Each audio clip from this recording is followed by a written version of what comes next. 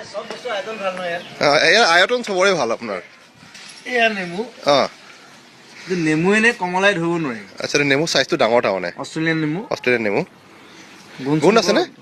সুন্দৰ সুন্দৰ গুণ আৰু পাতৰ গুণটো বৰ ধুনীয়া পাতৰ আচ্ছা ফুলো লাগিছে ইয়াতে নেমুৰ ফুল লাগে আৰু লাখ লাখ লাগিছে হয় তাৰমানে এইটো আমি মই ইয়াৰ পৰা দুটামান ডাল লৈ যাম বুলি ভাবিছো লৈ যাব পাৰিব এইটো আপোনাৰ ইমিগ্ৰেশ্যনত নিব দিব চাগে কোনোবাই যদি বিচাৰে মোৰ পৰা মোক খালি পইচা দি লৈ যাব লাগিব মই এনেই ডাল নিদিওঁ